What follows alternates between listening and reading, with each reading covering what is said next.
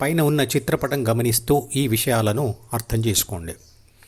B అంటే ప్రాథమిక మనసులో ఉండే 3 బాధ్యతలలో ఒకటి అయిన శరీర పోషణ కోసం ప్రపంచంలో నుండి ఆహార పదార్థాల సేకరణ, ఆ ప్రయత్నంను అడ్డుకునే శత్రువుల నుండి శరీర రక్షణ మరియు పునరుత్పత్తి ప్రయత్నం చేయడంలో 6 రకాల ఆయుధాల అంటే 6 గుణాల అవసరం ఉంటుంది ఆత్మకు. చైనా భాష రాని వ్యక్తి చైనా వాడితో మాట్లాడడానికి ఆ ఇద్దరి భాషలు తెలిసిన ఒక మధ్యవర్తిని పెట్టుకుంటాడు. ఆ మధ్యవర్తి ఇద్దరికీ మధ్య వంతెనలా ఉంటాడు. అలాగే శరీరంలోన శక్తి రూపంలో ఉన్న ప్రాపంచిక ఆత్మకు మరియు పదార్థ రూపంలో ఉన్న బాహ్య ప్రపంచానికి మధ్య శరీరం మీద 5 మధ్యవర్తులు ఉన్నారు. అవే చిత్రపటంలో చూపించిన ఈ అంటే 5 జ్ఞానేంద్రియాలు. ప్రపంచంలో నుండి జ్ఞానేంద్రియాల ద్వారా శక్తి భాషలో డి అంటే జ్ఞాపకాల పుస్తకంకు చేరిన సమాచారంను ఏబిసి అంటే ప్రాపంచిక ఆత్మ గ్రహించినప్పుడే నేను చూస్తున్నాను, లేదా నేను వింటున్నాను, లేదా నేను వాసన చూస్తున్నాను, లేదా నేను రుచి లేదా స్పర్శ అనుభవిస్తున్నాను అని తెలుస్తుంది. ఈ వాక్యంలో అంతర్లీనంగా ఉండే నేను అనే అహం ద్వితీయ మనసులో ఏర్పడే మొట్టమొదటి భావం లేదా ఆలోచన. అహం అంటే గర్వం లేదా నిర్లక్ష్యం లేదా దూకుడు స్వభావం కాదు. అది నేను, నాది, నాకు, నన్ను అనే పదాలతో తనను తాను సూచించుకోవడం లేదా తనకు ఆపాదించుకోవడం లేదా అన్వయించుకోవడం. అది శక్తి రూపంలో ఉన్న ఒక భావం మాత్రమే.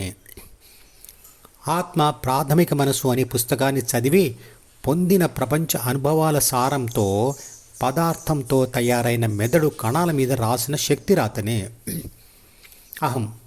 అలా అహం పుట్టిన తర్వాత A+B కలిసి దాన్ని పొంది ABC అంటే ప్రాపంచిక ఆత్మగా మారుతుంది. ABC కలిసి పొందిన ప్రపంచానుభవం C మీద ప్రభావం చూపిస్తుంది. C ఏర్పడిన తర్వాత AB ద్వితీయ మనసులోని అహం అనే మొట్టమొదటి భావంను పొందకుండా Dలోని ఇతర సమాచారం కానీ కోరికలు కానీ కోరుకోలేదు. ప్రపంచంతో వ్యవహరిస్తూ ఉన్న కలల నిద్రలో ఉన్న ABC కలిసి ఉంటాయి. కానీ గాఢ నిద్రలో లేదా సమాధి స్థితిలో మాత్రమే అహంను మరియు ప్రాథమిక మనసును వదిలి ఏ అంటే ఆత్మ ఒంటరిగా మిగిలిపోతుంది.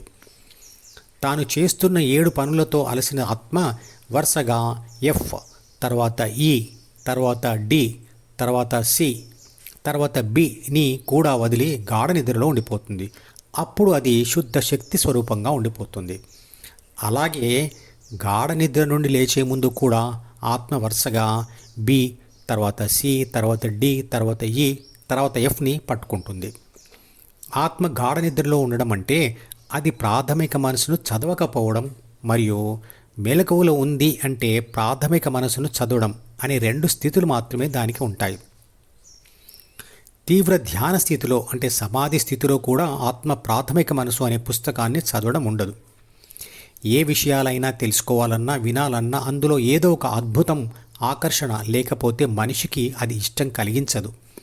మొదట్లో ఆకర్షణ కలిగించని అనేక విషయాలలో ధ్యానం కూడా ఒకటి. కానీ జ్ఞానేంద్రియాల ద్వారా పొందని అత్యద్భుతమైన అనుభవం ధ్యానం ద్వారా పొందవచ్చు.